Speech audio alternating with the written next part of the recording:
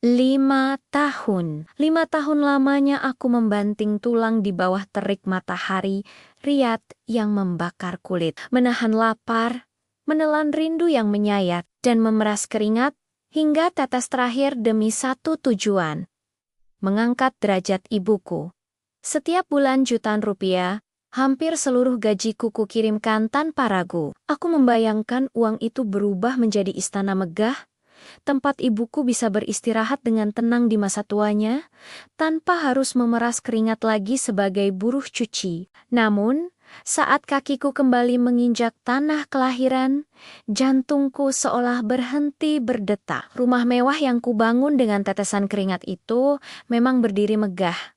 Tapi bukan senyum hangat ibu yang menyambutku di depan pintu. Rina, istriku, tampil bak ratu dengan perhiasan berkilau, sementara ibuku ternyata dibuang. Aku menemukannya meringkuk kelaparan di sebuah gubuk tua yang nyaris roboh, bekas kandang kambing di pinggir hutan. Tubuhnya kurus kering, tangannya gemetar memegang nasi aking. Kemana perginya ratusan juta uang kirimanku selama ini? Mengapa istri yang sangat kupercayai tega memperlakukan surgaku seperti sampah? Hari ini, rahasia besar di balik kemegahan rumah ini akan terbongkar.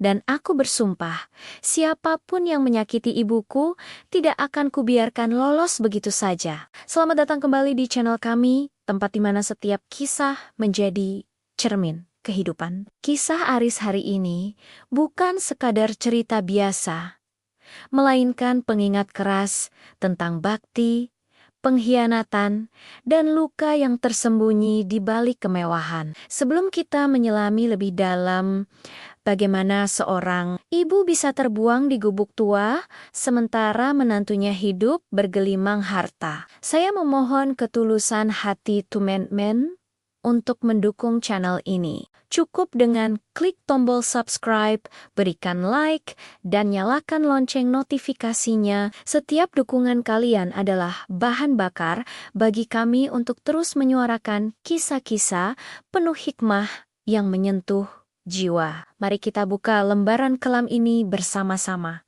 Inilah kisah ibuku diusir istri ke gubuk tua. Namaku Aris. Jika kalian bertanya apa yang paling menyakitkan di dunia ini, jawabannya bukanlah kemiskinan, melainkan melihat punggung seorang ibu yang semakin membungkuk karena beban hidup yang tak kunjung usai. Sejak kecil, aku terbiasa melihat ibu bangun sebelum matahari menyapa, memikul tumpukan baju kotor milik orang-orang kaya di desa kami. Suara papan gilesan kayu yang beradu dengan kain basah adalah simfoni kepedihan yang menemaniku tumbuh dewasa. Ayah sudah lama tiada, pergi tanpa meninggalkan apapun, selain kenangan pahit dan gubuk bambu yang bocor setiap kali hujan turun. Aris, sekolah yang rajin, ya, biar nanti kamu tidak jadi buruh cuci seperti ibu. Itu adalah kalimat keramat yang selalu ibu ucapkan sambil mengusap kepalaku dengan tangannya yang kasar, pecah-pecah karena terlalu lama terendam air detergen. Keinginan untuk mengubah nasib itulah yang membawaku pada sebuah keputusan besar 5 tahun lalu. Aku masih ingat betul suasana pagi itu di Bandara Soekarno-Hatta. Udara terasa dingin, namun hatiku membara oleh tekad. Aku telah menandatangani kontrak kerja sebagai teknisi di sebuah perusahaan konstruksi di Riyadh, Arab Saudi. Di sampingku, Rina, istri yang baru kunikahi 2 tahun, menangis terseduh-seduh. Dia memeluk lenganku erat, seolah tak ingin melepas satu satania tumpuan hidupnya. Mas, apa harus sejauh ini? Aku takut, Mas. Aku takut kamu kenapa-napa di sana, rintih Rina dengan mata sembab. Aku mengusap air matanya, mencoba memberikan ketenangan yang sebenarnya. Aku sendiri pun ragu memilikinya. Rin, ini demi kita, demi anak kita nanti, dan terutama demi ibu. Aku tidak tega melihat ibu terus-menerus memeras tenaga di usianya yang sudah senja. Aku ingin membangun rumah yang layak, rumah yang ada kursi empuknya, ada kasur yang nyaman, dan atap yang tidak akan bocor lagi. Sabarlah, 5 tahun tidak akan lama. Ibu berdiri agak jauh di belakang Rina. Beliau tidak menangis sehebat Rina, tapi tatapan matanya jauh lebih dalam. Beliau hanya mengangguk pelan, memberikan restu yang paling tulus. Aku mencium kakinya, merasakan kulitnya yang dingin, berjanji dalam hati bahwa ini adalah terakhir kalinya ibu harus hidup menderita. Sesampainya di Riyadh, kenyataan tak semanis bayangan. Debu panas gurun menyambutku dengan tamparan yang menyesakkan dada. Suhu udara bisa mencapai 45 derajat Celcius, membuat kulitku terasa seperti terpanggang. Pekerjaanku di proyek konstruksi sangat berat. Aku harus memanjat perancah tinggi di bawah terik matahari, menggalau besi-besi panas yang memantulkan cahaya menyilaukan. Seringkali, punggungku terasa kaku dan sendi-sendiku seolah mau lepas. Namun, setiap kali rasa lelah itu datang, aku akan merogoh saku celana kerjaku yang kumal. Di sana ada foto ibu dan Rina. Aku memandangi wajah mereka, membayangkan setiap tetes keringatku ini akan berubah menjadi selembar uang yang akan membahagiakan mereka. Di kantin barak yang sempit, aku sering menahan diri untuk tidak membeli makanan yang enak. Aku lebih memilih makan nasi dengan lauk seadanya.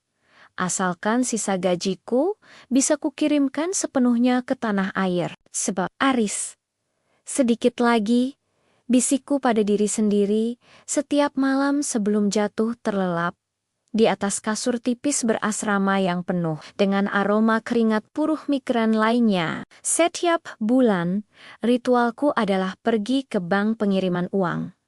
Aku selalu membagi gajiku dengan sangat teliti. Separuh besar untuk Rina agar dia bisa mulai mencicil bahan bangunan dan menabung. Dan separuh lagi khusus untuk keperluan pribadi ibu, obat-obatannya, makanan bergizi, dan pakaian baru. Aku ingin Rina mengelola semuanya karena aku sangat mempercayainya. Dalam percakapan telepon yang singkat karena kendala sinyal, Rina selalu meyakinkanku dengan nada manis. Mas, uangnya sudah masuk. Ibu senang sekali kemarin aku belikan kerudung baru. Tabungan rumah juga sudah mulai banyak, Mas.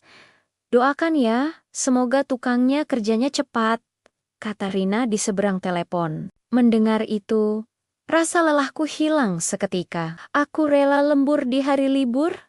Aku rela menahan lapar di perantauan, asalkan di rumah sana. Dua wanita yang kucintai tidak kekurangan satu apapun. Aku tidak pernah menyangka bahwa di balik janji-janji manis dan laporan perkembangan rumah itu, ada sebuah duri yang sedang disiapkan untuk menusuk jantungku tepat saat aku pulang nanti. Aku tidak tahu bahwa keringat yang kucucurkan di padang pasir ini justru digunakan untuk membangun tembok pemisah antara aku dan ibu kandungku sendiri. Tahun pertama di Riyadh terasa seperti seabad. Kerinduan pada tanah air, terutama pada ibu, seringkali membuatku terjaga di tengah malam yang sunyi di asrama buruh yang sempit. Namun, setiap kali rasa sesak itu datang, aku segera meraih ponsel bututku. Menghubungi Rina adalah satu-satunya obat penawar letih. Di layar ponsel yang retak itu, wajah Rina tampak semakin cantik. Kulitnya terlihat lebih bersih dan kerudungnya selalu berganti-ganti dengan model terbaru yang tampak mahal. Mas, lihat! Ini, seru Rina dalam sebuah panggilan video suatu sore. Dia mengarahkan kamera ponselnya ke arah tumpukan batu bata, semen, dan pasir yang memenuhi halaman depan rumah lama kami. Tukangnya sudah mulai bekerja, Mas. Aku pilihkan desain minimalis seperti yang kamu mau. Bayar tetongga-tetongga itu tahu kalau suamiku sukses di Arab. Aku tersenyum bangga. Alhamdulillah, Rin. Jaga baik-baik ya uangnya, jangan sampai kurang untuk upah tukang. Oh ya, ibu di mana? Aku ingin bicara sama ibu, rindu sekali dengar suaranya. Seketika, ekspresi Rina berubah sedikit kaku, meski hanya sekejap. Aduh mas, ibu baru saja pamit ke rumah Bi Salmah. Katanya ada pengajian mendadak. Tahu sendiri kan, ibu sekarang jadi idola di pengajian sejak Mas kirim uang banyak buat sedekah atas nama ibu. Aku manggut-manggut percaya kebahagiaan ibu adalah prioritas utamaku. Jika ibu aktif di pengajian dan dihormati warga, itu artinya tujuanku tercapai. Aku ingin ibu menikmati masa tuanya dengan penuh martabat. Bukan lagi sebagai buruh cuci yang dipandang sebelah mata. Bulan-bulan berikutnya, rutinitas itu terus berulang. Setiap kali aku mengirimkan uang yang jumlahnya makin besar, karena aku mengambil lembur Hilegilen, Rina akan memamerkan progres pembangunan rumah kami. Mas, lihat keramiknya sudah dipasang, warnanya putih, marmer, mewah sekali. Kamar utama kita luas, dan kamar ibu sengaja aku taruh di bagian depan, supaya ibu gampang kalau mau keluar masuk. Bagus, Rin. Terima kasih ya sudah mengurus semuanya. Jawabku tulus. Lalu, bagaimana kesehatan ibu? Kakinya masih sering linu kalau malam? Sudah tidak, Mas. Kan setiap hari aku kasih jamu mahal dan susu tulang yang Mas suruh beli itu. Sekarang ibu lebih banyak istirahat. Malah sekarang ibu jarang mau pegang HP. Katanya pusing lihat layarnya yang terang. Jadi kalau Mas mau tanya kabar ibu, lewat aku saja ya. Lagi-lagi, aku menelan bulat-bulat alasan itu. Aku tidak pernah menaruh curiga pada istri yang kunikahi dengan cinta. Bagiku, Rina adalah malaikat yang menjaga surgaku di rumah. Aku bekerja seperti robot di proyek, tubuhku menghitam terbakar matahari, telapak tanganku mengeras karena kapalan, dan berat badanku turun drastis. Tapi semua itu tak kurasakan saat Rina mengirimkan foto-foto sudut rumah yang makin megah. Tiang-tiang beton yang kokoh, cat dinding yang elegan, dan pagar besi tempa yang terlihat sangat berkelas. Namun, di tengah kebahagiaan itu, ada sedikit keganjilan yang mulai mengusik batinku. Pernah suatu kali, aku menelepon tanpa kabar di jam yang tidak biasa. Yang mengangkat adalah suara seorang wanita tua, tapi bukan suara ibu. Suaranya serak dan ketakutan. Halo, siapa ini? Ini Aris. Bu, ibu ya? Tanyaku bersemangat. Tiba-tiba terdengar suara gaduh di seberang sana. Seperti ponsel yang direbut paksa. Kemudian suara Rina muncul dengan nada tinggi yang terengah-engah. Mas, kok telepon jam segini? Tadi itu pembantu baru kita, Mas. Iya, karena rumah besar begini capek kalau aku urus sendiri, jadi aku panggil orang buat bantu-bantu. Ibu lagi tidur di kamar, jangan diganggu ya. Oh, ada pembantu ya sekarang. Syukurlah kalau begitu. Jadi ibu tidak capek, jawabku. Meski ada rasa heran menyelinap, sejak kapan Rina mempekerjakan pembantu? Dan kenapa suara wanita tadi terdengar begitu menderita? Keanehan lain muncul saat aku bertanya soal makanan kesukaan ibu. Rin, sudah buatkan sambal teri kesukaan ibu? Sudah, Mas. Tapi ibu sekarang lebih suka makan roti dan sereal. Katanya lebih sehat buat orang tua, jawab Rina enteng. Padahal, aku tahu betul, ibu adalah orang desa asli yang tidak bisa kenyang kalau belum makan nasi dengan sambal. Tapi lagi-lagi, aku menepis prasangka buruk itu. Mungkin selera ibu berubah seiring dengan rumah yang makin mewah. Pikirku bodoh. 5 tahun penuh tipu daya itu berjalan begitu rapi. Rina membangun dinding kebohongan setinggi tembok rumah mewah kami. Dia memisahkan aku dari kenyataan pahit dengan kata-kata manis dan foto-foto palsu. Aku dikurung dalam ilusi kesuksesan. Sementara di tanah air, sebuah tragedi kemanusiaan sedang menimpa wanita yang melahirkanku. Aku tidak pernah membayangkan bahwa setiap rial yang kukirimkan dengan darah dan air mata justru menjadi alat bagi Rina untuk menyiksa ibuku sendiri. Janji manis di telepon itu ternyata adalah racun yang sangat mematikan. Setelah 5 tahun menahan dahaga rindu di tengah gersangnya padang pasir, akhirnya hari yang kunantikan tiba. Kontrak kerjaku selesai dengan bonus besar karena dedikasiku yang tak pernah cacat. Aku memutuskan untuk tidak memberitahu Rina atau ibu tentang kepulanganku hari ini. Aku ingin melihat wajah terkejut mereka, ingin memeluk ibu secara tiba-tiba, dan ingin membuktikan dengan mata kepalaku sendiri istana megah yang selama ini hanya kulihat lewat layar ponsel berukuran 5 inci. Di dalam pesawat, aku tidak bisa memejamkan mata. Tanganku terus meraba koper kecil di sampingku yang berisi perhiasan emas untuk Rina, serta kain sutra halus dan obat-obatan herbal terbaik dari Timur Tengah untuk ibu. "Tunggu aku, Bu. Aris pulang," bisikku pelan sambil menatap awan dari jendela pesawat. Bayangan ibu yang sedang duduk di sofa empuk rumah baru kami terus menari-nari di benakku. Mendarat di bandara, aku langsung memesan taksi menuju desa. Sepanjang perjalanan, pemandangan sawah yang hijau menyegarkan mataku yang selama ini hanya melihat beton dan pasir. Namun, jantungku berdegup kencang saat taksi mulai memasuki gapura desa kami. Ada perasaan aneh yang menyelinap, sebuah firasat yang tak mampu kujelaskan dengan kata-kata. "Turun di mana, Mas?" tanya sopir taksi. "Di depan rumah yang paling besar di RT 05, Pak, yang pagarnya besi hitam tinggi," jawabku bangga. Taksi berhenti. Aku terpana. Rumah itu benar-benar nyata, lebih megah dari foto-foto yang dikirimkan Rina.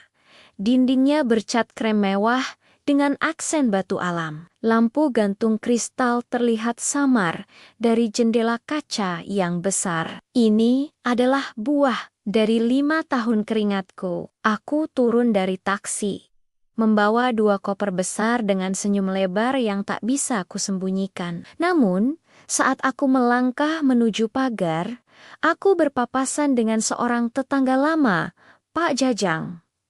Dia sedang menuntun sepedanya. Saat melihatku, Pak Jajang berhenti mendadak. Matanya membelalak, mulutnya menganga, seolah melihat hantu. "Aris, ini benar kamu, Riz." Suaranya bergetar.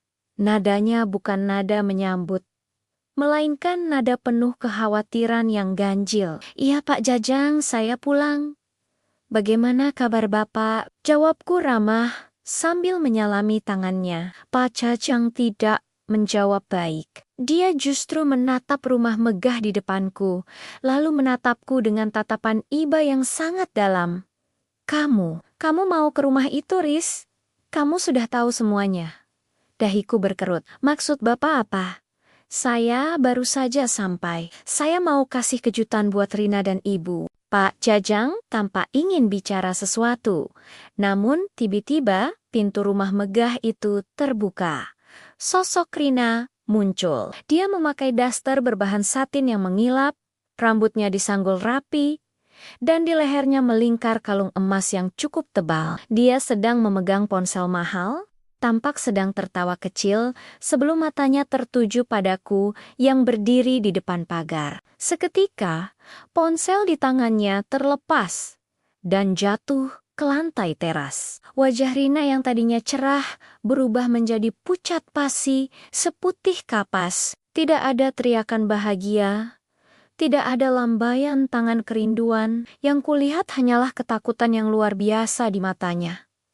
"Mas, Aris," suaranya hampir tak terdengar. Aku membuka pagar sendiri karena Rina hanya terpaku di tempat. Aku melangkah cepat dan langsung memeluknya. Tubuh Rina kaku, dingin, dan bergetar hebat. "Surprise, Rin, aku pulang lebih cepat." "Kenapa kamu malah bengong begini? Tidak senang suamimu pulang?" tanyaku sambil tertawa, mencoba mencairkan suasana yang mendadak beku. Rina tergagap. "Senang, Mas, tapi kenapa tidak kasih kabar? Aku belum masak, belum rapi-rapi." "Sudahlah, tidak apa-apa.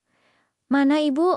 Aku rindu sekali ibu di dalam kan? Aku langsung melangkah masuk ke dalam rumah tanpa menunggu jawaban Rina. Interior rumah itu luar biasa. Wangi pengharum ruangan otomatis menusuk hidung. Sofa kulit yang mahal, televisi layar lebar, dan pajangan-pajangan keramik yang tak murah harganya. Namun, rumah itu terasa sunyi.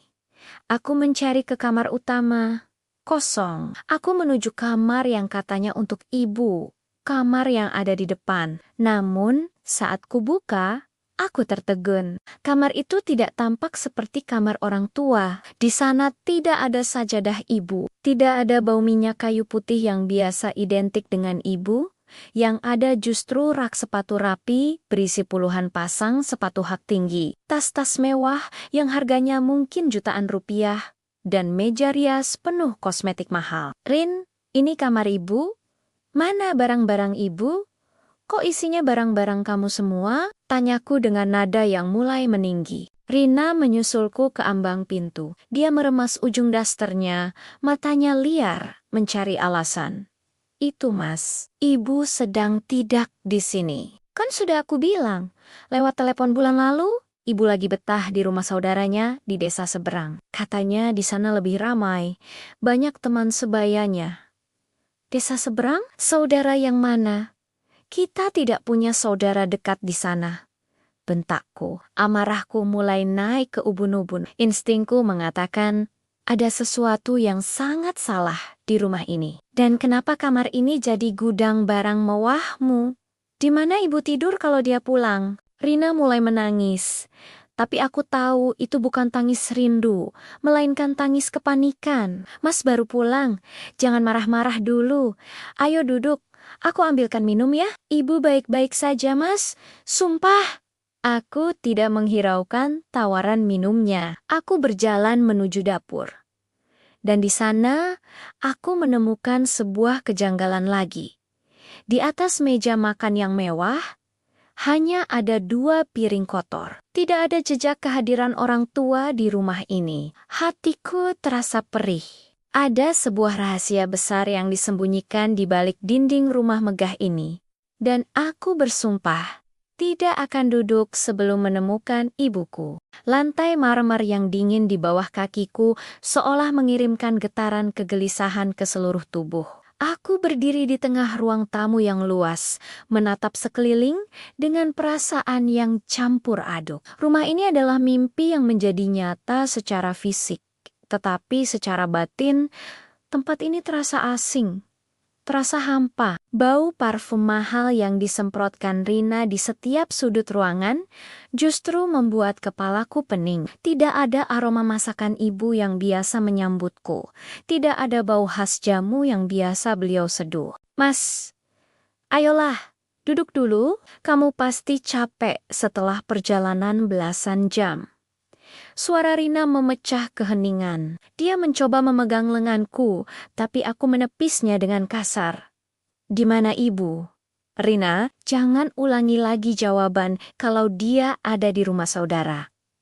Aku ingin alamatnya sekarang juga. Aku akan menjemputnya malam ini, kataku dengan nada dingin yang menusuk. Rina tampak semakin terdesak. Wajahnya yang tadinya dipoles kosmetik mahal, kini terlihat kuyu karena ketakutan. Mas, sudah malam. Desa seberang itu jalannya rusak. Besok saja ya. Aku janji besok pagi kita ke sana. Sekarang Mas mandi dulu, aku sudah siapkan air hangat. Aku tidak mempedulikan ocehannya. Aku berjalan menuju bagian belakang rumah, melewati ruang makan yang kursinya masih terbungkus plastik, menunjukkan bahwa kemewahan ini memang hanya untuk dipamerkan, bukan untuk dinikmati keluarga. Aku menuju sebuah pintu kecil di dekat dapur yang kutahu seharusnya adalah area cuci. Saat aku membukanya, aku berharap menemukan sesuatu milik ibu, mungkin daster lamanya atau sandal jepitnya yang sudah tipis. Namun, yang kutemukan justru sebuah pemandangan yang membuat dadaku sesak. Di sudut ruang cuci itu, ada sebuah keranjang besar berisi tumpukan baju kotor. Aku mengaduknya dengan liar. Di dasar keranjang, aku menemukan selembar kain jarik yang sangat kukenal. Itu kain jarik kesayangan ibu, pemberian terakhir dari almarhum ayah. Kain itu sudah kusam, berlubang di beberapa bagian, dan baunya bukan bau detergen mahal seperti baju-baju Rina. Kain itu berbau debu, keringat, dan asap kayu bakar. Kenapa kain ibu ada di sini kalau ibu sudah berbulan-bulan di rumah saudara? Aku berbalik dan berteriak di depan wajah Rina. Aku menyodorkan kain kumal itu tepat di depan matanya. Rina tersentak mundur. Punggungnya menabrak lemari es 2 pintu yang baru kubelikan lewat kiriman uang tahun lalu itu. Itu mungkin kain lama yang tertinggal, Mas. Ibu kan memang tidak membawa semua barangnya. Bohong, teriakku. Suaraku menggelegar di seluruh penjuru rumah yang sunyi. Ibu tidak akan pernah meninggalkan kain ini. Ini satu-satunya kenangan dari ayah. Dan lihat ini. Aku menunjuk ke arah lantai dapur. Di sana ada sebuah rantang plastik tua yang tersembunyi di balik tempat sampah. Aku membukanya, dan isinya hanya sisa nasi yang sudah mengeras dan sedikit garam. Pikiranku melayang pada video call kami selama ini. Rina selalu menunjukkan piring-piring cantik berisi makanan enak, mengatakan bahwa itu untuk ibu, tapi kenyataan di depan mataku berkata lain. Rantang kumal ini, apakah ini yang dimakan ibuku? Mas, dengarkan dulu. Rina mulai terisak, air mata buayanya mulai tumpah. Ibu itu sulit diatur. Dia tidak mau makan makanan yang aku beli. Dia lebih suka makan nasi garam di belakang. Aku sudah berusaha, Mas, tapi ibu malah membuatku malu di depan teman-temanku. Kalimat itu bagai tamparan keras di wajahku. Malu. Kamu malu pada ibu yang membesarkanku dengan keringat dan air matanya? Kamu malu pada wanita yang membuatku bisa berdiri di sini sekarang? Aku tidak tahan lagi.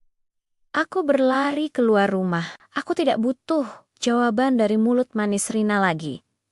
Aku butuh kebenaran. Aku teringat tatapan Pak Jajang tadi di depan pagar. Aku berlari menyusuri jalanan desa yang rimang-rimang menuju rumah Pak RT, orang yang paling kuhormati dan kutahu tidak pernah berbohong. Rina mengejarku sambil berteriak memanggil namaku, tapi aku terus berlari. Angin malam menusuk tulang. Tapi kemarahan di dadaku jauh lebih panas. Sesampainya di depan rumah Pak RT, aku menggedor pintu kayu itu dengan kalap. Pak RT, Pak RT, ini saya, Aris, pintu terbuka. Pak RT, seorang pria parubaya dengan sarung tersampir di bahunya, muncul dengan wajah terkejut. Namun, keterkejutannya dengan cepat berubah menjadi tatapan penuh keprihatinan yang sama dengan Pak Jajang. Aris, kamu sudah pulang, Nak? Pak RT memegang bahuku, mencoba menenangkanku yang terengah-engah. Pak, tolong katakan yang sejujurnya. Di mana ibu saya? Rina bilang ibu di rumah saudara, tapi saya tidak percaya. Tolong, Pak, di mana ibu? Suaraku melemah, hampir menjadi rintihan. Pak RT menghela napas panjang. Sebuah helaan napas yang terdengar sangat berat, seolah memikul beban rahasia seluruh desa. Beliau menoleh ke arah istrinya yang berdiri di belakang, lalu kembali menatapku. Aris, Nak, bersabarlah. Bapak sebenarnya sudah lama ingin mengirim surat padamu, tapi istrimu selalu melarang dan mengancam warga. Dia bilang itu urusan rumah tangga kalian. Pak RT terdiam sejenak, lalu melanjutkan dengan suara rendah yang bergetar. Ibumu tidak di rumah saudara, Riz. Ibumu diusir oleh Rina 2 tahun lalu. Sekarang beliau tinggal di gubuk tua bekas kandang kambing milik almarhum kakekmu, di pinggir hutan belakang desa. Duniaku runtuh seketika. Lututku lemas dan aku jatuh terduduk di teras rumah Pak RT. Bayangan rumah mewah dengan lampu kristal dan sofa kulit itu mendadak berubah menjadi monster yang mengerikan. Sementara aku bekerja di negeri orang demi kemuliaan ibu, ternyata istriku sendiri membuang belahan jiwaku ke sebuah kandang ternak. Antar saya ke sana, Pak. Tolong antar saya sekarang. Bisikku di tengah tangis yang tak lagi bisa kubendung. Aku merasa menjadi anak yang paling berdosa di muka bumi ini. Malam semakin larut, namun udara desa yang biasanya tenang kini terasa mencekam bagi jiwaku yang terguncang. Aku berjalan mengekor di belakang Pak RT dengan langkah gontai. Setiap langkah terasa seperti duri yang menusuk telapak kaki. Pak RT membawa sebuah senter kecil yang cahayanya menembus kegelapan jalan setapak menuju pinggiran desa. Arah yang menjauh dari pemukiman warga yang layak. Sabar, Riz, kuatkan hatimu, bisik Pak RT tanpa menoleh. Suaranya berat, penuh dengan empati yang membuat tenggorokanku makin tercekat. Kenapa, Pak? Kenapa tidak ada satupun warga yang memberitahu saya lewat telepon atau pesan?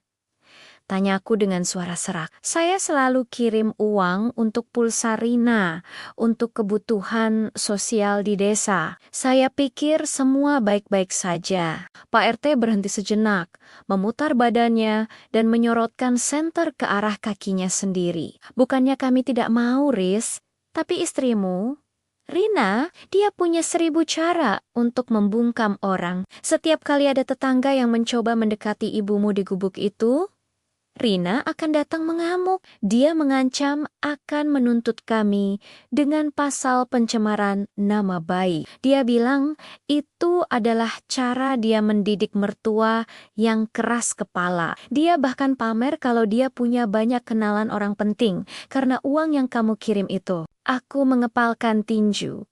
Uangku, uang yang kukumpulkan dengan mempertaruhkan nyawa di bawah mezen-mezen konstruksi raksasa, ternyata dijadikan senjata oleh Rina untuk menindas orang-orang yang ingin menolong ibuku. Bukan itu saja, Aris, lanjut Pak RT sambil kembali berjalan.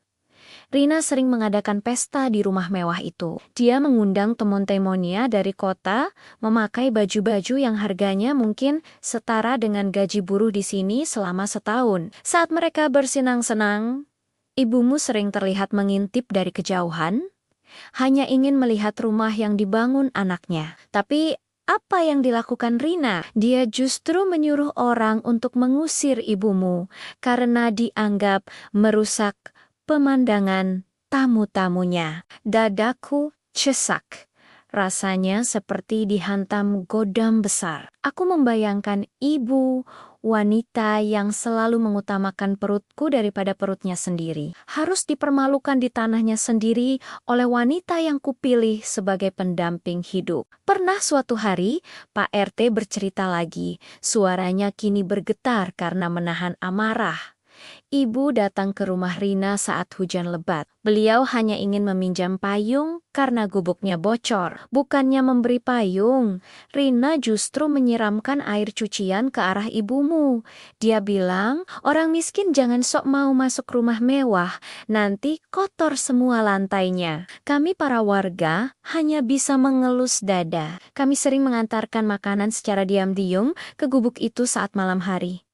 Karena kalau ketahuan Rina, dia akan datang ke rumah kami dan membuat keributan. Mendengar itu, air mataku mengalir deras tanpa suara. Aku merasa menjadi pria yang paling gagal di dunia. Aku pikir aku sudah menjadi pahlawan bagi keluargaku dengan mengirimkan lembaran-lembaran rial. Padahal sebenarnya, aku adalah penyebab penderitaan ibuku. Aku membiarkan seekor serigala masuk ke dalam rumahku dan memangsa malaikatku. Kami mulai memasuki area yang lebih gelap. Jalanan aspal berganti menjadi tanah merah yang becek. Di kejauhan, hanya ada suara jangkrik dan burung malam. Tidak ada lampu jalan di sini. Hanya ada bayangan pepohonan bambu yang melambai ditiup angin dingin. Aris, kamu harus tahu satu hal lagi. Pak RT menghentikan langkahnya, tepat di depan sebuah persimpangan kecil menuju hutan. Uang yang kamu kirimkan untuk ibu, yang katanya untuk beli obat dan susu, itu tidak pernah sampai sepeser pun ke tangan ibumu. Ibumu bertahan hidup dengan memulung sisa sayuran di pasar desa. Setelah para pedagang pulang, beliau juga sering mencuci baju warga yang merasa iba. Tapi beliau selalu minta agar hal itu dirahasiakan darimu. Ibu bilang, jangan kasih tahu Aris.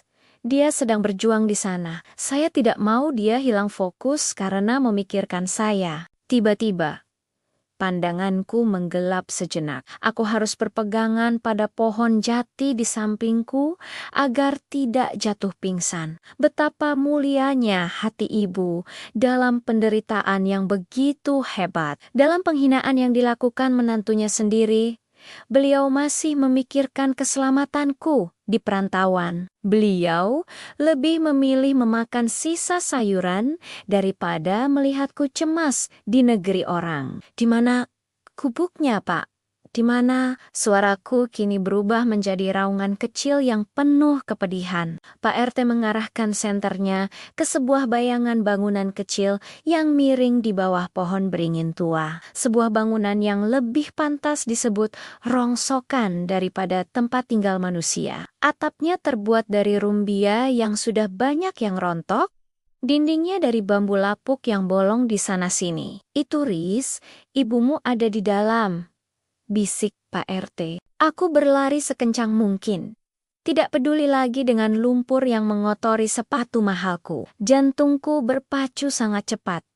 Pikiranku dipenuhi ketakutan. Bagaimana kondisi ibu sekarang? Apakah beliau masih bangun?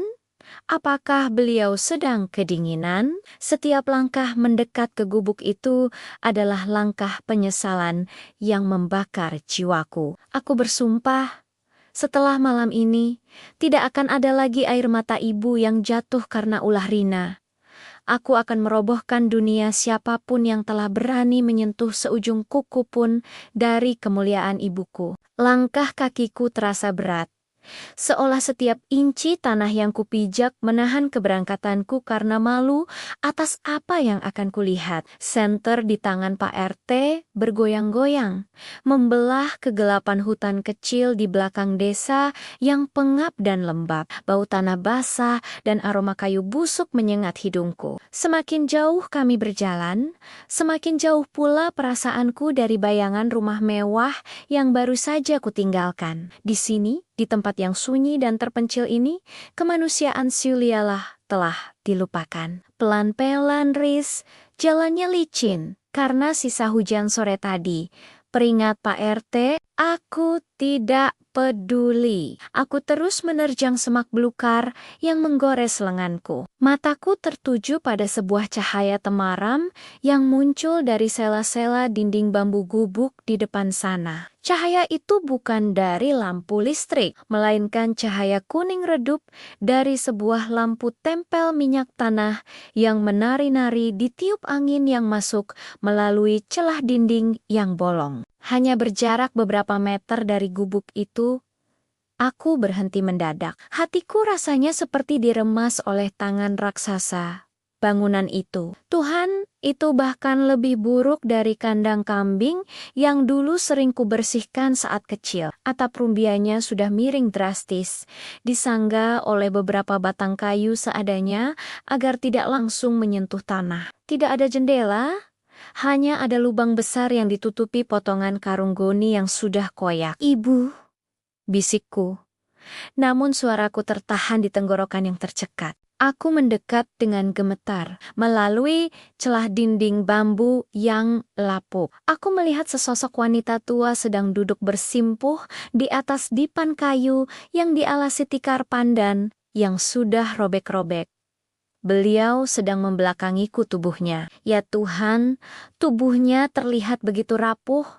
Hanya tinggal tulang berbalut kulit, punggung yang dulu sering menggendongku, kini melengkung tajam. Beliau sedang mencoba meniup bara api di sebuah tungku tanah liat kecil untuk memasak sesuatu di dalam panci hitam yang penyok. Uhuk, uhuk.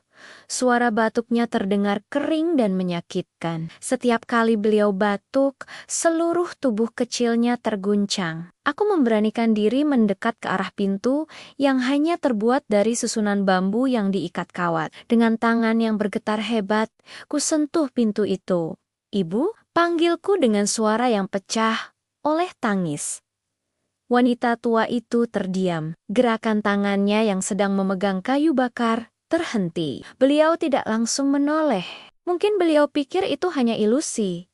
Atau mungkin suara angin malam yang sering mengejek kerinduannya. "Cebe, ini Aris, Bu. Aris pulang." Suaraku kini lebih keras. Diikuti oleh isakan yang tak lagi bisa kutahan. Pelan. Sangat pelan. Beliau memutar tubuhnya. Saat wajahnya terkena cahaya lampu tempel, aku hampir tidak mengenalinya. Matanya yang dulu bersinar lembut, kini tampak cekung dan sayu. Namun tetap memancarkan cinta yang sama. Wajahnya penuh dengan kerutan penderitaan yang tak pernah beliau ceritakan lewat telepon.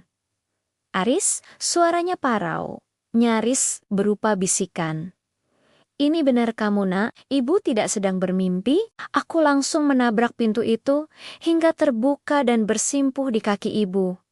Aku memeluk kakinya yang dingin dan kasar, membasahinya dengan air mataku yang tumpah ruah. "Maafkan Aris." "Bu, maafkan Aris yang buta." Aris tidak tahu kalau ibu menderita di sini. "Aris anak berdosa, Bu." Ibu justru gemetar dan mencoba mengangkat bahuku agar berdiri. Tangannya yang kurus meroba-roba wajahku, memastikan bahwa aku benar-benar nyata, bukan sekadar bayangan dalam tidurnya yang tidak nyenyak. "Jangan menangis, Nak. Kamu sudah pulang. Itu sudah cukup bagi ibu.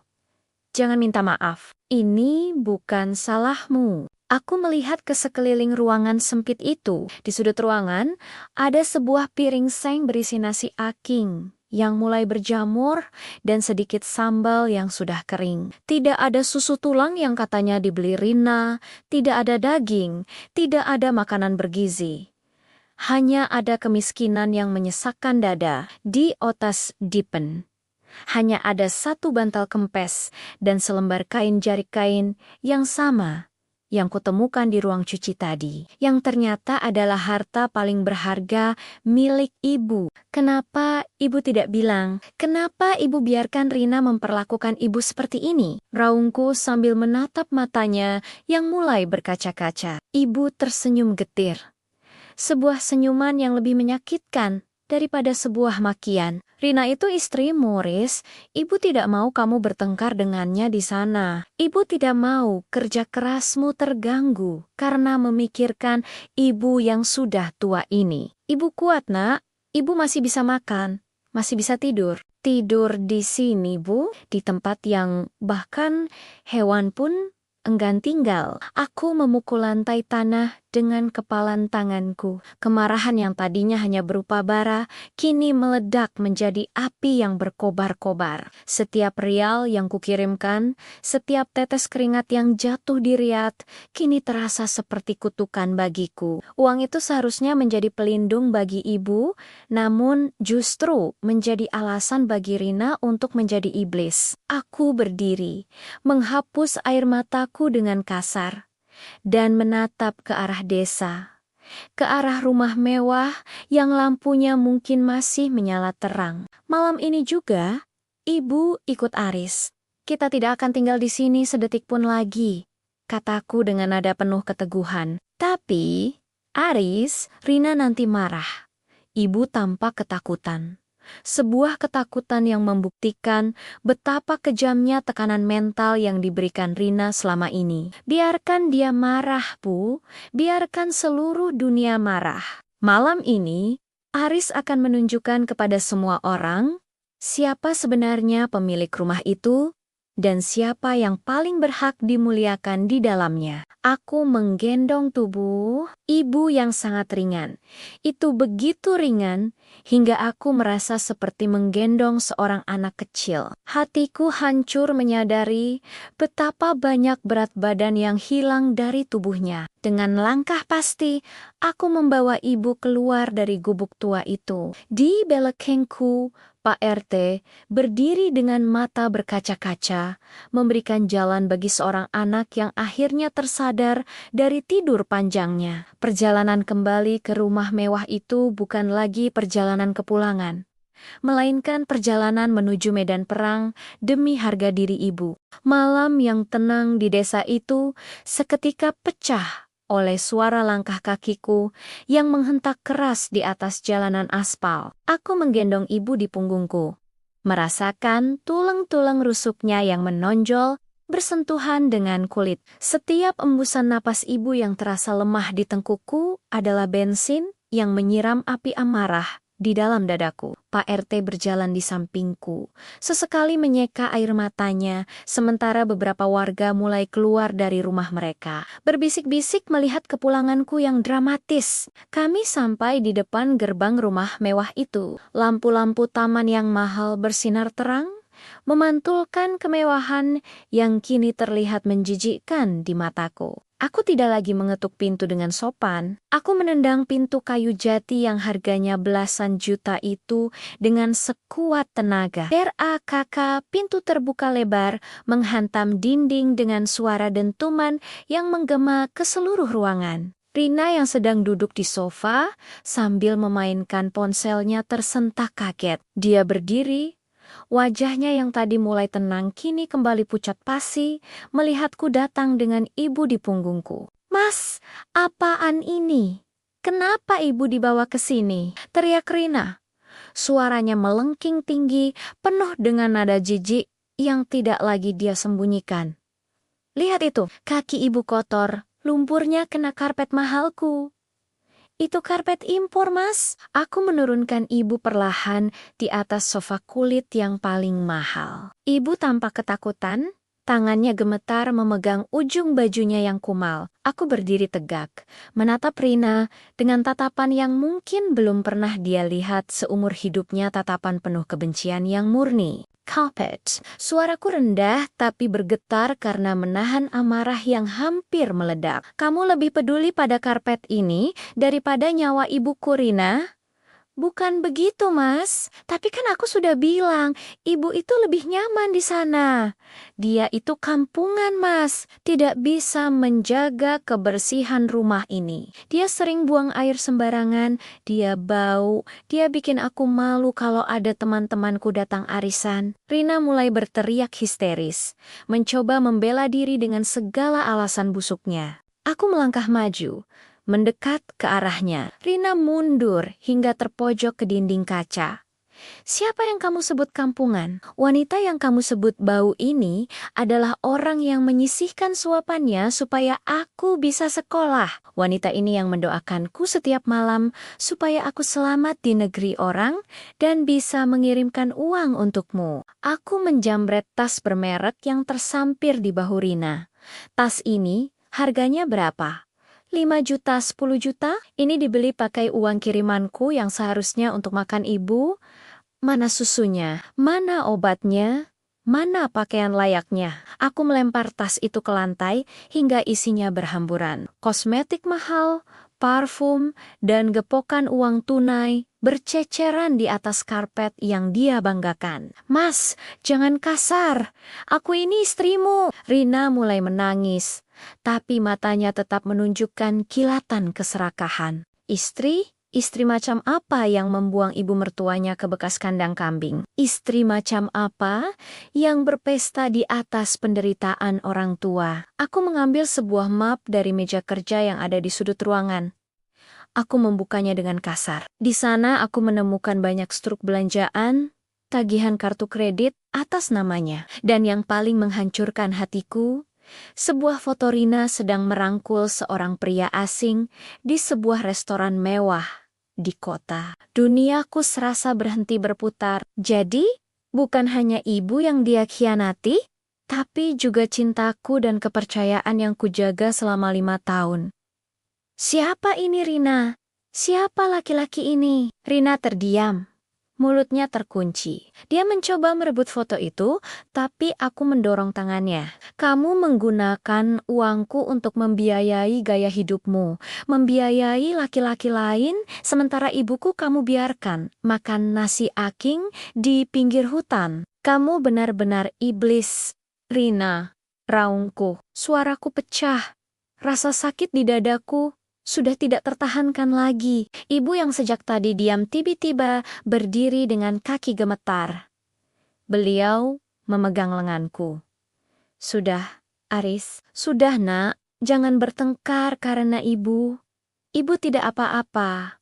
Tidak apa-apa gimana, Bu? Aku berbalik ke arah ibu.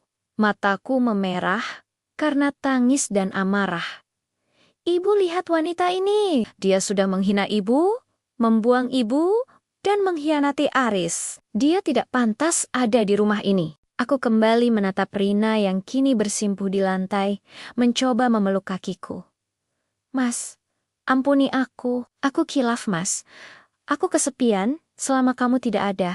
Uang itu aku gunakan karena aku ingin terlihat pantas sebagai istri orang sukses. Tolong jangan usir aku, Mas. Aku menarik kakiku dari pelukannya dengan rasa mual yang luar biasa. Dulu aku pergi ke Arab untuk membangun rumah ini agar ibu bisa bahagia. Tapi ternyata aku salah. Aku membangun istana untuk seorang penjahat. Hari ini, detik ini juga, semua kemewahan ini selesai untukmu. Rina mendongak, matanya penuh ketakutan. Maksudmu apa, Mas? Keluar dari rumah ini. Bawa semua barang-barang haram yang kamu beli dengan uangku. Jangan bawa seujung rambut pun harta yang ada di sini, karena semuanya adalah milik ibuku. Puncak konflik itu mencapai titik nadirnya ketika aku menyeret koper besar milik Rina dan melemparkannya ke halaman rumah. Warga yang menonton di luar gerbang bersorak pelan. Mereka seolah puas melihat keadilan, akhirnya tegak. Rina berteriak-teriak seperti orang gila, memaki, lalu menangis memohon, tapi hatiku sudah sekeras batu. Tidak ada ruang maaf bagi orang yang telah menodai kemuliaan seorang ibu. Di dalam rumah, aku memeluk ibu Aratorat di sofa mewah itu, berjanji bahwa mulai detik ini, tidak akan ada lagi dinding yang memisahkan kami, dan tidak akan ada lagi air mata kesedihan yang jatuh dari matanya. Gema teriakan Rina di halaman rumah ternyata bukanlah akhir dari badai malam itu. Hanya berselang 30 menit setelah aku mengunci pintu rapat-rapat. Suara deru mobil yang berhenti mendadak di depan pagar rumah terdengar memekakan telinga. Tak lama kemudian, suara gedoran keras menghantam pintu jati yang tadi baru saja kututup. Aris, keluar kamu! Jangan jadi pengecut yang berani hanya sama perempuan, teriak sebuah suara laki-laki yang sangat kukenal. Itu suara Heru, kakak kandung Rina, ditemani oleh ibunya, mertuaku. Aku melepaskan pelukanku dari bahu ibu yang masih gemetar. Ibu diam di sini, jangan keliwar, biar Aris yang selesaikan semuanya. Bisikku sambil mencoba meredam amarah yang kembali mendidih di dada. Aku melangkah menuju pintu dan membukanya dengan satu sentakan kuat. Di depan sana, berdiri Heru dengan wajah garang. Di sampingnya ada ibu mertuaku yang tampak berkacak pinggang, dan Rina yang masih menangis sesenggukan di belakang mereka. Mereka tidak datang untuk meminta maaf. Mereka datang untuk menyerang. Hebat kamu ya, Riz. Pulang-pulang langsung bikin keributan. Mengusir istri sendiri seperti binatang. Mana harga dirimu sebagai laki-laki? Bentak Heru sambil menanjuk-nanjuk wajahku. Mertuaku pun menimpali dengan suara cemprengnya. Aris, ingat ya, rumah ini dibangun saat kamu masih jadi suami Rina. Ini harta bersama. Kamu tidak punya hak mengusir anakku begitu saja. Kalau kamu mau usir Rina, kamu harus bayar kompensasi. Atau rumah ini kita bagi dua. Aku tertawa, sebuah tawa pahit yang keluar dari sela-sela gigi yang beradu. Harta bersama. Bagi dua, apa kalian tidak punya kemaluan sedikit pun? Aku menunjuk ke arah ibu yang duduk di sofa, terlihat jelas dari pintu yang terbuka. Lihat wanita itu, lihat ibu kandungku. Selama 5 tahun, aku kirim uang lewat Rina. Kalian semua ikut menikmati bukan? Kalian makan enak. Kalian renovasi rumah kalian di desa seberang, sementara ibuku, kalian buang ke kandang kambing. Wajah mertuaku sempat berubah sejenak, tapi dia segera memasang topeng angkuhnya kembali. Halah, itu kan kemauan ibumu sendiri. Dia itu orangnya tidak betah di rumah bagus. Dia sendiri yang minta pindah ke gubuk itu karena katanya pengap di sini. Jangan salahkan Rina. Bohong, suaraku menggelegar, membuat Heru sempat mundur selangkah. Pak RT dan semua warga punya buktinya. Rina menyiram ibu pakai air cucian. Rina mengancam warga agar tidak menolong ibu. Dan kamu, Heru, motor yang kamu pakai itu bukannya dibeli pakai uang kirimanku yang seharusnya untuk biaya pengobatan ibu. Tensi semakin memanas. Heru yang merasa terpojok mencoba melayangkan pukulan ke arahku. Namun, 5 tahun bekerja kasar di konstruksi membuat refleksku jauh lebih cepat. Aku menangkap pergelangan tangannya dan memelintirnya hingga dia mengerang kesakitan. Jangan sekali-kali main tangan di rumahku, ancamku tepat di depan wajahnya. Aku punya semua catatan transfer. Aku punya foto-foto Rina berselingkuh di kota dengan laki-laki lain saat dia memakai uangku. Kalau kalian mau bawa masalah ini ke jalur hukum, silahkan. Tapi aku pastikan, bukan hanya rumah ini yang tidak akan kalian dapatkan, tapi kalian semua bisa masuk penjara karena penganiayaan terhadap orang tua dan penggelapan uang. Mendengar kata penjara dan selingkuh, nyali mereka mulai menciut. Rina yang tadinya berlindung di balik punggung kakaknya kini jatuh terduduk, menyadari bahwa aku memegang kartu as yang bisa menghancurkan hidupnya. Mas, tolong mas, jangan bawa-bawa polisi, rintih Rina dengan suara parau. Tadi kalian bicara soal harga diri bukan? Aku menatap mertua dan iparku dengan tatapan muak. Harga diri kalian sudah hilang saat kalian membiarkan seorang wanita tua renta kelaparan, sementara kalian berpesta di atas keringat anak orang lain. Sekarang, bawa Rina pergi dari sini, sebelum aku kehilangan kesabaran dan benar-benar melaporkan kalian malam ini juga. Ibu mertuaku yang tadinya garang, kini hanya bisa bungkam 1000 bahasa. Dia menarik tangan Rina dengan kasar, bukan karena kasihan, tapi karena malu dilihat oleh warga yang kini mulai berkerumun di depan pagar. Mereka pergi dengan sisa kesombongan yang runtuh, meninggalkan koper-koper Rina yang berserakan di tanah.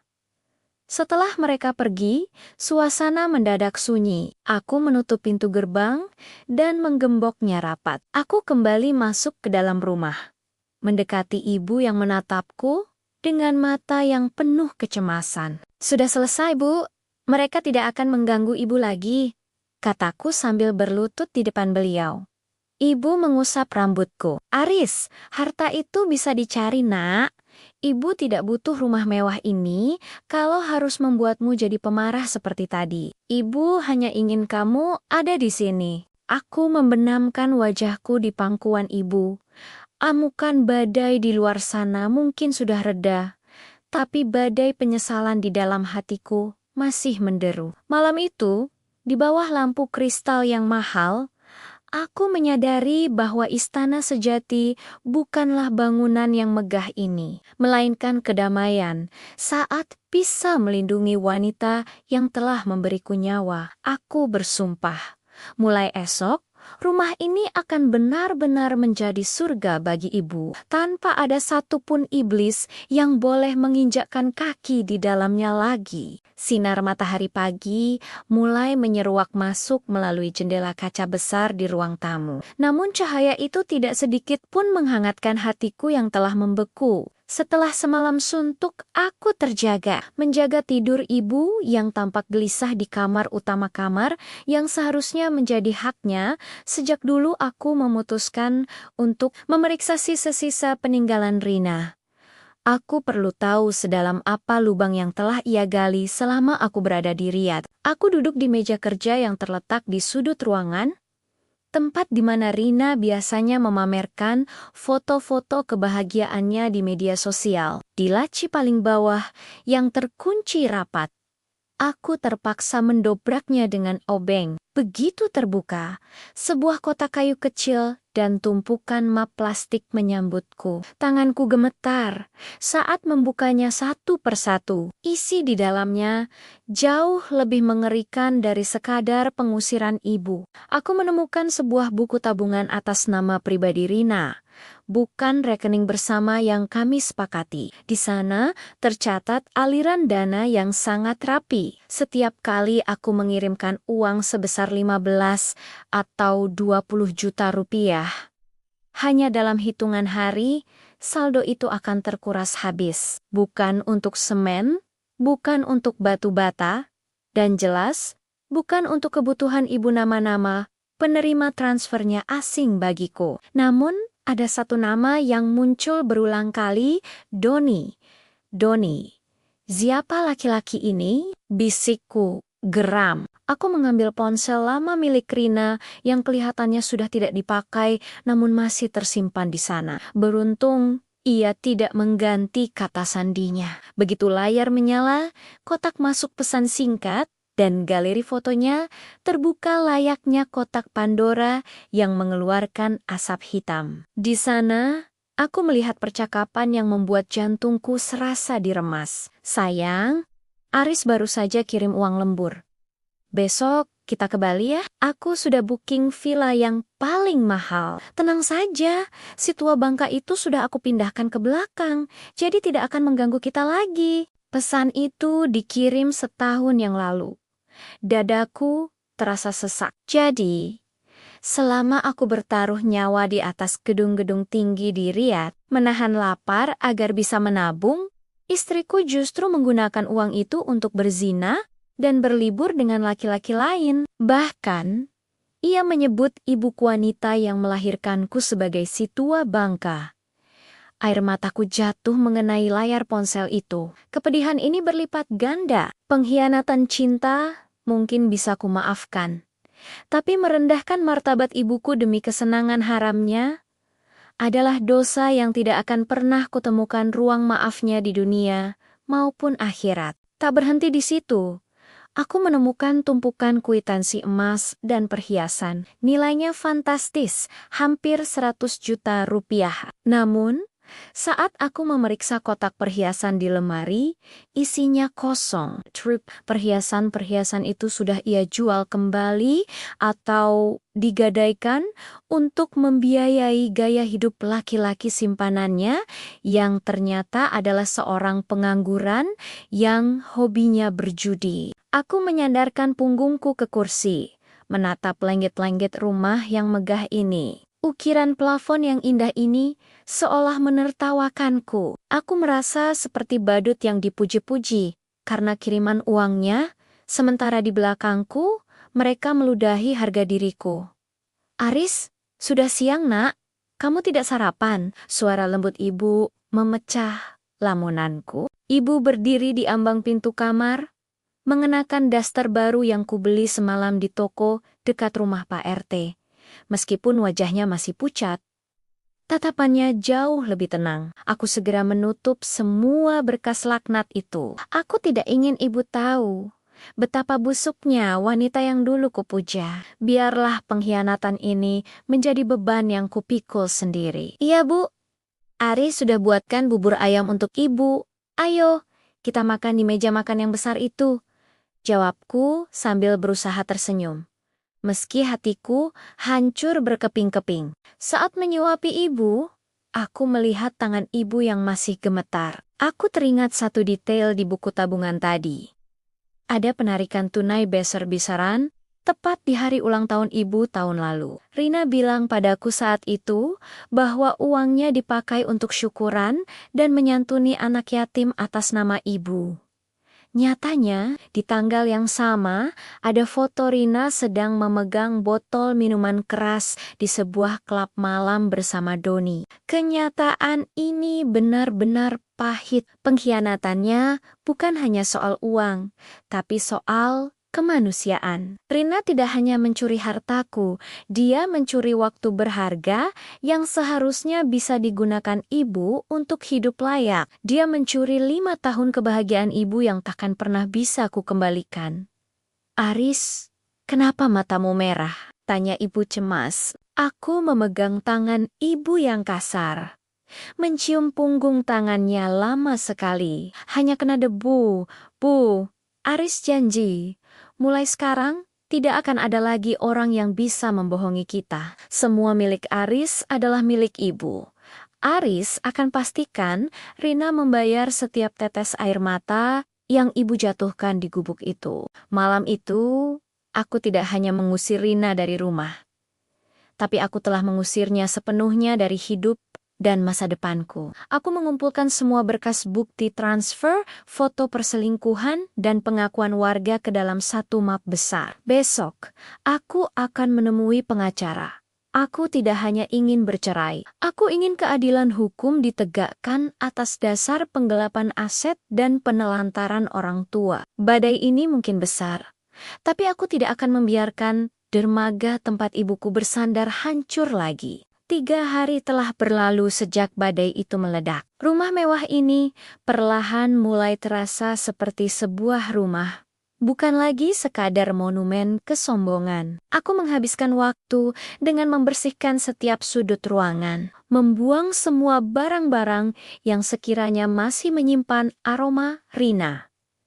Aku ingin menghapus jejaknya, seperti menghapus noda hitam di atas kain putih. Namun, ketenangan yang baru saja kurajut bersama ibu terusik ketika sebuah mobil tua berhenti di depan pagar. Aku melihat dari jendela Rina turun dari mobil itu, tapi kali ini penampilannya jauh berbeda. Tidak ada daster satin mahal, tidak ada perhiasan berkilau. Ia mengenakan baju lusuh dengan rambut yang dibiarkan terurai berantakan. Di sampingnya, mertuaku memandu seorang anak kecil laki-laki berusia 4 tahun yang sangat kukenal. Itu adalah Bagas, putra kami yang selama ini dititipkan di rumah orang tua Rina dengan alasan agar ibu tidak lelah menjaganya.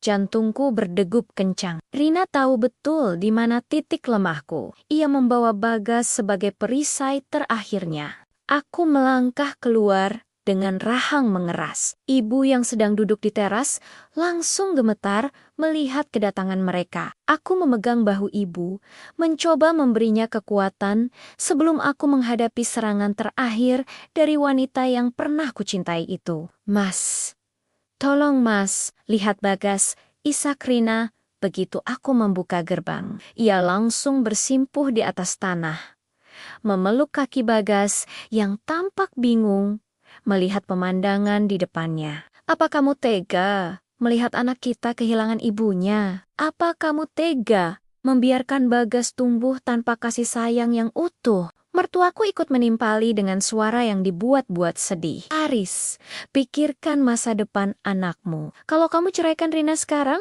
mental Bagas akan hancur. Apa kamu mau anakmu menanggung aib karena perbuatan ibunya? Maafkanlah Rina sekali ini saja.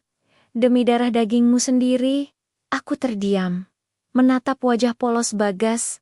Anak itu menatapku dengan mata bulatnya yang jernih. Ada rasa perih yang luar biasa menghujam dadaku. Sebagai seorang ayah, melihat anak sendiri adalah kelemahanku yang paling nyata. Rina melihat keraguanku, dan ia semakin kencang meratap. Mas, aku janji akan berubah. Aku akan sujud di kaki ibu setiap hari. Aku akan jadi pembantu di rumah ini, asalkan aku tidak dipisahkan dari kamu dan Bagas. Tolong mas, beri aku satu kesempatan lagi demi anak kita. Rintihnya sambil mencoba meraih tanganku. Untuk sejenak, Aku hampir goyah. Pikiran tentang perceraian dan dampaknya bagi anak kecil membuat hatiku mencelos. Namun, saat aku hampir membuka mulut untuk bicara, aku merasakan tarikan lembut di ujung bajuku.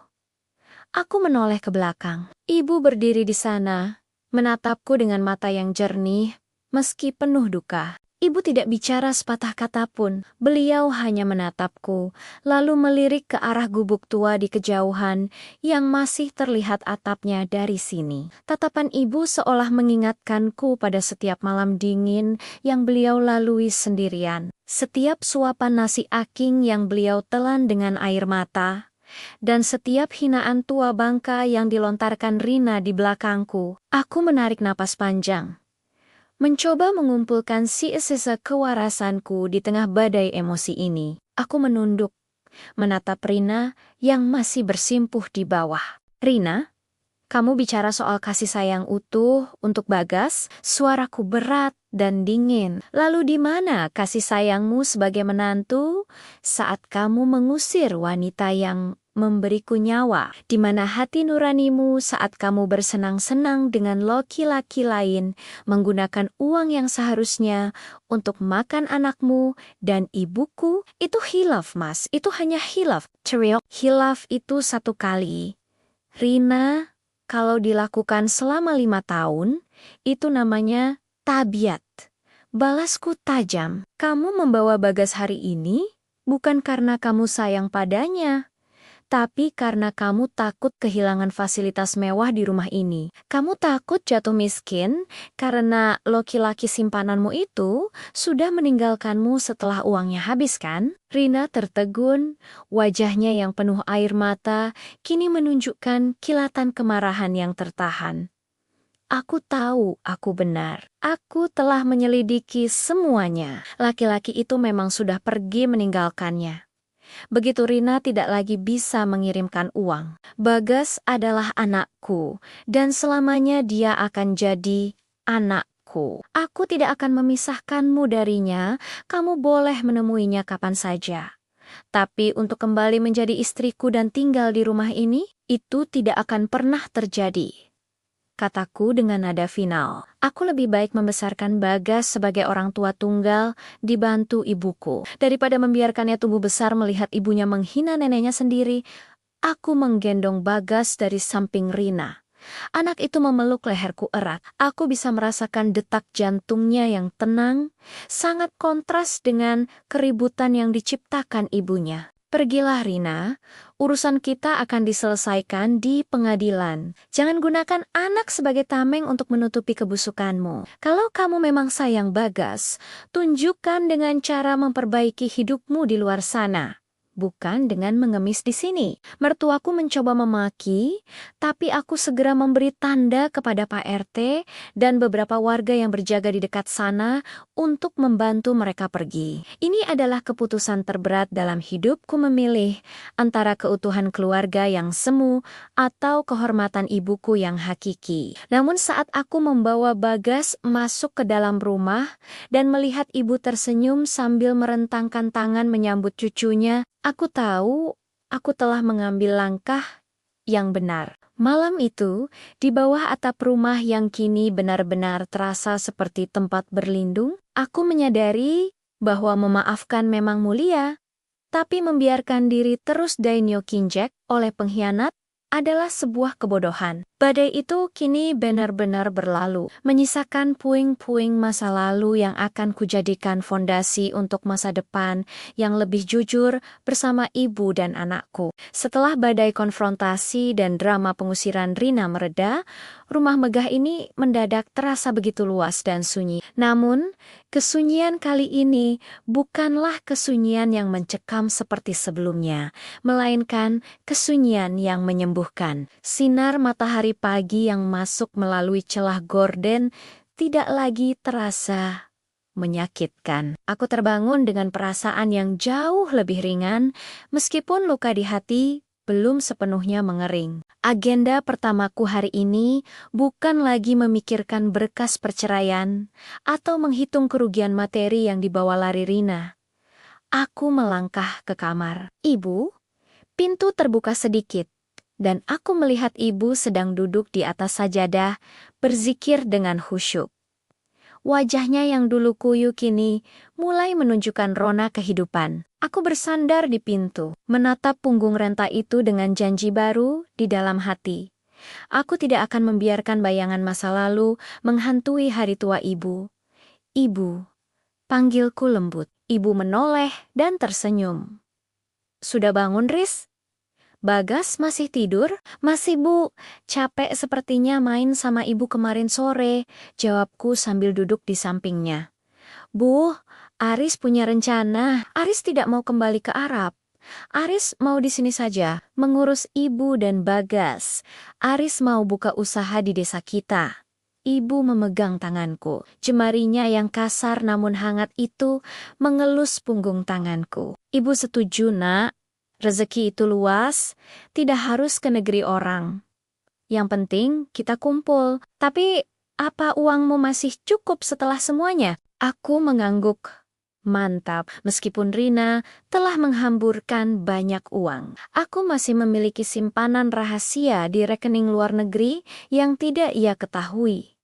Ditambah sisa bonus akhir kontrakku yang cukup besar. Aku memutuskan untuk tidak membiarkan gubuk tua di pinggir hutan itu tetap menjadi pemandangan yang menyakitkan. Pagi itu, aku mengajak beberapa tetangga yang dulu sering membantu ibu secara diam-diam. Aku menyewa mereka bukan untuk merobohkan gubuk itu secara kasar, melainkan untuk merenovasinya secara total. Aku ingin mengubah tempat penderitaan itu menjadi sesuatu yang indah. Kita akan jadikan tempat ini sebagai taman doa ibu. Pak, kataku pada Pak RT, gubuknya jangan dihancurkan, tapi diperkuat strukturnya. Jadikan sebagai saung tempat mengaji atau tempat warga beristirahat. Sekelilingnya kita tanami sayuran organik dan bunga-bunga. Aku ingin tempat yang dulu menjadi saksi kesedihan ibu, kini menjadi tempat yang membawa manfaat bagi banyak orang. Selama berminggu-minggu,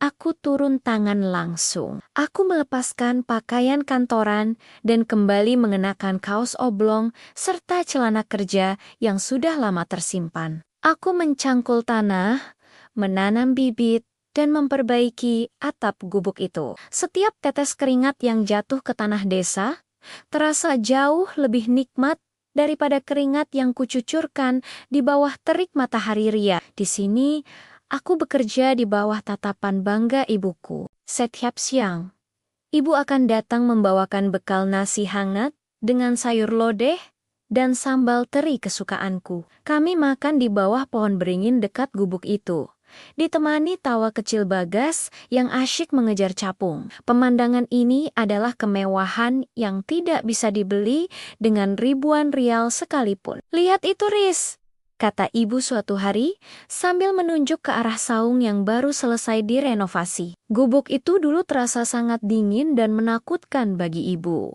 Tapi sekarang, melihat anak-anak kecil mengaji di sana, rasanya hati ibu sejuk sekali. Terima kasih ya, Nak. Aku memeluk bahu ibu erat. Aris yang harus terima kasih. Bu, ibu sudah bertahan sejauh ini demi Aris. Selain membangun taman, aku mulai merintis usaha grosir bahan bangunan di desa. Aku melihat banyak warga yang ingin membangun rumah, namun kesulitan mendapatkan material dengan harga terjangkau. Karena jarak toko yang jauh di kota, dengan koneksi yang kumiliki dari mantan rekan kerja di perusahaan konstruksi, aku berhasil mendapatkan suplai langsung dari pabrik. Toko itu kunamakan Berkah Ibu. Dan benar saja, doa ibu seolah menjadi magnet bagi rezeki kami. Toko itu berkembang pesat hanya dalam beberapa bulan. Banyak warga yang memilih belanja di tempatku bukan hanya karena harga, tapi karena mereka tahu sebagian keuntungan dari toko itu digunakan untuk membiayai pengobatan lansia di desa kami secara gratis. Dalam proses membangun kembali harapan ini, aku menyadari satu hal penting. Kebahagiaan sejati tidak terletak pada seberapa megah rumah yang kita tempati, tapi pada seberapa luas hati kita untuk memaafkan diri sendiri dan memuliakan orang tua. Luka pengkhianatan Rina perlahan tertutup oleh tawa Bagas dan doa-doa ibu yang terus mengalir. Aku memang kehilangan seorang istri yang cantik, parasnya, tapi Tuhan menggantinya dengan ketenangan jiwa yang luar biasa dan kesempatan untuk menebus setiap detik waktu yang hilang bersama ibuku. Harapan itu kini telah tumbuh. Sehijau sayuran di taman yang dulu merupakan tempat pembuangan, kini menjadi tempat penuh keberkahan. Waktu adalah hakim yang paling adil bagi setiap perbuatan manusia. 6 bulan telah berlalu sejak ketukan palu hakim di pengadilan agama meresmikan perceraianku dengan Rina.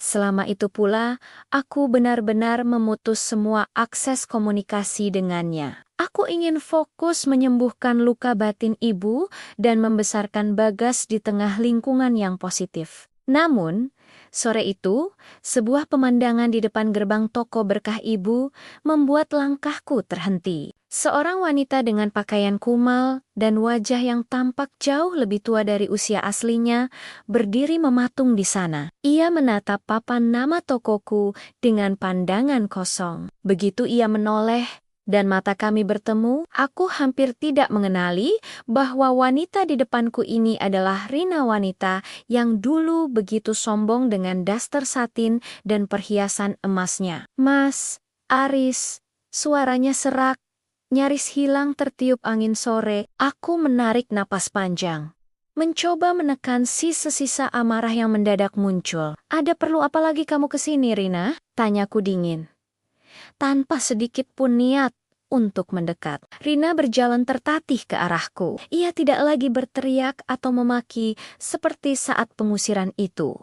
Ia tampak hancur. Dari cerita Pak RT, aku sempat mendengar kabar bahwa setelah uang gonojini yang ia paksakan di pengadilan habis untuk membayar hutang-hutang Doni, laki-laki itu benar-benar mencampakkannya. Doni pergi membawa sisa uang Rina dan meninggalkannya dalam tumpukan hutang pada rentenir. "Mas, aku lapar. Aku tidak punya tempat tinggal lagi. Ibuku mengusirku karena aku tidak bisa lagi memberi mereka uang," rintihnya sambil menunduk. Air matanya jatuh ke atas tanah berdebu.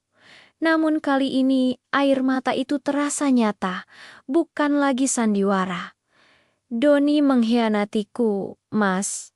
Dia mengambil semuanya. Aku sekarang luntang-lenteng di kota, tidur di emperan toko." Aku menatapnya dengan rasa iba yang aneh. Bukan iba karena masih cinta, melainkan iba melihat seorang manusia yang begitu rendah jatuh karena keserakahannya sendiri. Inilah definisi nyata dari penyesalan yang terlambat saat ia memiliki segalanya: suami yang setia, rumah mewah, dan anak yang lucu. Ia membuangnya demi kesenangan semu. Kini, saat kesenangan itu menguap, ia teringat pada rumah yang dulu ia anggap sebagai beban. "Rina, ingatkah kamu saat ibu datang ke rumah mewah itu hanya untuk meminjam payung karena gubuknya bocor?" tanyaku dengan nada datar. "Saat itu kamu menyiramnya dengan air cucian. Kamu bilang orang miskin jangan mengotori lantaimu. Sekarang, lihat dirimu. Kamu berdiri di sini, memohon hal yang sama pada orang yang dulu kamu buang." Rina jatuh bersimpuh di depanku. "Aku salah, Mas. Aku berdosa pada ibu. Tolong, izinkan aku bertemu ibu sekali saja untuk minta maaf." Aku ingin mencium kakinya. Tepat saat itu, mobilku yang dikendarai sopir toko datang. Ibu turun dari mobil bersama Bagas setelah pulang dari pengajian. Begitu melihat Rina bersimpuh, ibu tampak terkejut. Bagas, yang sudah mulai lupa dengan wajah ibunya, justru bersembunyi di balik kaki neneknya dengan takut. "Ibu!" panggil Rina lirih. Aku bersiap untuk mengusir Rina agar tidak mengganggu ketenangan ibu, namun tangan ibu menahan lenganku. Ibu melangkah maju dengan perlahan. Beliau menatap mantan menantunya itu dengan tatapan yang sulit diartikan, bukan kebencian, melainkan sebuah pengampunan yang sangat luas. "Berdirilah, Rina. kata ibu lembut. Jangan bersujud pada manusia, bersujudlah pada Tuhan. Ibu mengambil bungkusan nasi dan beberapa lembar uang dari tasnya, lalu memberikannya kepada Rina. Makanlah, ibu sudah memaafkanmu sejak lama. Ibu tidak mau menyimpan duri di dalam hati ibu sendiri, tapi untuk kembali ke rumah kami. Ibu rasa itu tidak mungkin. Aris benar. Rumah ini butuh ketenangan untuk membesarkan Bagas. Rina morong memeluk kaki ibu dengan isak tangis yang memilukan. Ia baru menyadari bahwa wanita yang dulu ia sebut tua bangka dan ia buang ke kandang kambing justru adalah satu-satunya orang yang masih mau memberinya makan saat seluruh dunia memunggunginya. Pergilah, Rina. Cari pekerjaan yang halal. Mulailah hidup baru dari nol. Jangan pernah lagi menginjakkan kaki di sini dengan niat buruk.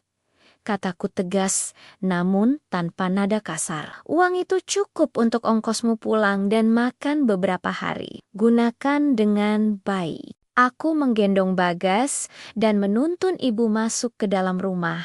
Dari kaca spion toko, aku melihat Rina berjalan pergi dengan bahu yang merosot. Ia pergi membawa beban penyesalan yang mungkin akan ia pikul seumur hidupnya. Penyesalan adalah hukuman yang paling berat, karena ia tidak bisa diulang dan tidak bisa dihapus hanya dengan kata maaf. Malam itu, saat aku duduk di ruang tamu bersama ibu dan Bagas, aku menyadari bahwa keadilan Tuhan bekerja dengan cara yang sangat rapi. Tuhan tidak hanya mengembalikan kebahagiaan kami, tapi juga memberikan pelajaran bagi mereka yang zalim. Aku tidak lagi merasa puas melihat kehancuran Rina. Aku justru merasa bersyukur karena Tuhan telah menyelamatkanku dan ibuku dari cengkeraman orang yang salah. Harapan baru kami kini tumbuh di atas fondasi kejujuran. Dan penyesalan Rina menjadi pengingat abadi bagi siapapun. Jangan pernah bermain-main dengan doa orang tua yang terzalimi. Karena langit akan selalu mendengar rintihan mereka. 1 tahun telah berlalu sejak peristiwa pahit yang memporak-porandakan keluarga kami. Kini, pagi di desa kami tidak lagi dimulai dengan suara bising gedoran pintu atau tangis kemarahan, melainkan dengan kicauan burung dari pohon-pohon mangga yang mulai berbuah di halaman rumah. Aku berdiri di balkon lantai 2, menghirup udara pagi yang segar, menatap sejauh mata memandang ke arah belakang desa, di mana taman doa ibu kini berdiri dengan rimbunnya. Rumah mewah ini kini benar-benar terasa seperti rumah. Tidak ada lagi pajangan kristal yang dingin atau karpet impor yang dilarang untuk diinjak. Lantainya kini dipenuhi jejak kaki kecil Bagas yang berlarian, dan udara di dalamnya selalu harum oleh bau masakan rumahan yang dulu sangat kurindukan saat berada di Arab. Aku turun ke bawah dan menemukan pemandangan yang membuat hatiku terasa begitu penuh. Di meja makan yang besar itu, ibu sedang duduk sambil menyuapi Bagas sarapan. Ibu mengenakan pakaian yang pantas, wajahnya terlihat segar, dan matanya tidak lagi sayu. Gurat-gurat penderitaan itu memang masih ada. Namun, kini tertutup oleh binar kebahagiaan yang nyata. Mas Aris, ini loh. Bagas tidak mau makan sayur bayamnya. Katanya mau makan telur ceplok saja. Adu ibu sambil tertawa kecil. Aku menghampiri mereka, mengacak rambut Bagas, lalu duduk di samping ibu. Bagas harus makan sayur supaya kuat seperti nenek. Lihat nenek, sekarang sudah bisa jalan-jalan jauh ke pasar tanpa linu lagi kan? Kami tertawa bersama. Suara tawa ibu adalah melodi paling indah yang pernah kudengar seumur hidupku. Dulu di Riyadh, aku sering memutar rekaman suara ibu saat kami telepon. Tapi suara tawa asli ini jauh lebih merdu. Ini adalah suara kemenangan atas segala ujian yang kami lalui. Hari ini adalah hari istimewa. Hari ini adalah perayaan 1 tahun berdirinya Toko Berkah Ibu sekaligus peresmian renovasi masjid desa yang kami biayai dari sebagian keuntungan usaha. Aku mengajak Ibu dan Bagas ke lokasi bekas gubuk tua itu. Sekarang, tempat itu telah berubah total. Tidak ada lagi kesan seram atau kotor. Saung, yang dulu merupakan bekas kandang kambing itu, kini menjadi perpustakaan kecil bagi anak-anak desa. Di sekelilingnya, kebun sayur organik yang kami tanam bersama warga telah siap panen. Ibu berjalan pelan, menyusuri jalan setapak taman itu. Beliau berhenti di depan saung tersebut, menyentuh tiang bambunya yang kini sudah kokoh dan mengkilap. "Riz," panggil Ibu lembut. "Terima kasih." Ya, Ibu tidak pernah menyangka. Di sisa umur Ibu bisa melihat tempat ini menjadi tempat yang membahagiakan orang banyak. Dulu, saat Ibu sendirian di sini, Ibu sering berdoa agar Tuhan menjaga kamu di sana, agar kamu tidak perlu melihat penderitaan Ibu. Ternyata, Tuhan punya rencana lain. Tuhan memulangkanmu untuk menjadi pahlawan buat Ibu. Aku memeluk bahu Ibu, menyandarkan kepalaku di bahunya yang kini terasa lebih berisi. "Bukan Aris pahlawannya, Bu. Ibulah pahlawan sejati. Sabar dan doa, Ibulah yang menuntun Aris pulang. Kalau bukan karena doa Ibu, mungkin Aris masih buta dan terus mengirim uang kepada orang yang salah." Warga desa mulai berdatangan. Mereka menyapa Ibu dengan penuh hormat. Tidak ada lagi yang memandang Ibu sebelah mata sebagai buruh cuci atau wanita tua yang kampungan. Mereka memanggilnya Ibu Besar, sosok yang menjadi teladan kesabaran di desa kami. Aku menyadari satu hal yang sangat berharga.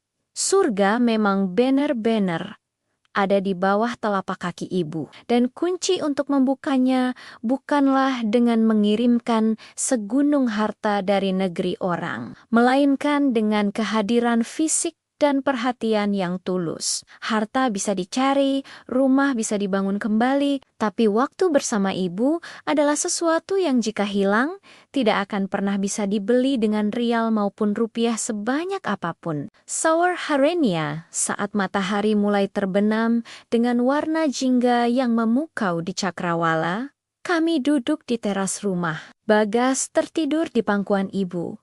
Aku melihat Ibu menatap langit dengan senyum yang sangat tulus. Sebuah senyum yang menandakan bahwa luka lama itu benar-benar telah sembuh. "Aris," bisik Ibu. "Ibu sudah bahagia, sangat bahagia." Kalimat singkat itu adalah pencapaian terbesar dalam hidupku. Jauh lebih besar daripada kontrak jutaan rial atau rumah megah yang kubangun. Melihat senyum Ibu yang kembali adalah puncak dari segala perjuanganku. Aku bersumpah dalam hati, selama napas masih dikandung badan, aku akan menjaga senyum itu agar tidak pernah pudar lagi. Hidup kami kini dimulai kembali.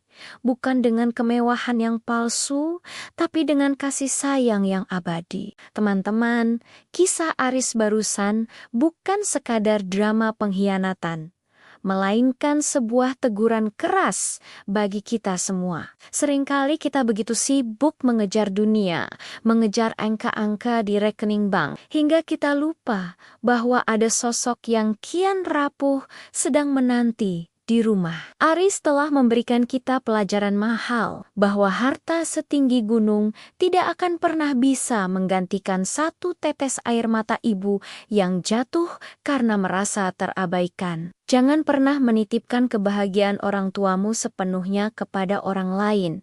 Sekalipun itu pasanganmu sendiri, pastikan dengan mata kepalamu sendiri bahwa mereka dimuliakan. Karena surga yang kamu cari di negeri orang, sebenarnya ada di bawah telapak kaki yang kini mungkin mulai gemetar itu. Ingatlah, keridaan Allah terletak pada keridaan orang tua. Harta bisa dicari, pasangan bisa berganti. Namun, Ibu adalah satu-satunya manusia yang cintanya tidak akan pernah mengkhianatimu hingga maut menjemput. Jangan sampai penyesalan Rina menjadi takdirmu juga. Sebelum semuanya terlambat, peluklah ibu selagi ada, muliakanlah beliau selagi mampu. Terima kasih tulus saya ucapkan kepada teman-teman yang sudah menyimak kisah ini hingga detik terakhir. Dukungan kalian melalui like, komen, dan subscribe adalah energi bagi kami untuk terus menyajikan konten yang tidak hanya menghibur, tapi juga menyentuh jiwa. Bagikan video ini jika menurutmu pesan ini harus didengar oleh lebih banyak orang. Saya pamit. Semoga kita semua termasuk golongan anak-anak yang berbakti. Sampai jumpa di video inspiratif berikutnya. Wassalamualaikum warahmatullahi wabarakatuh.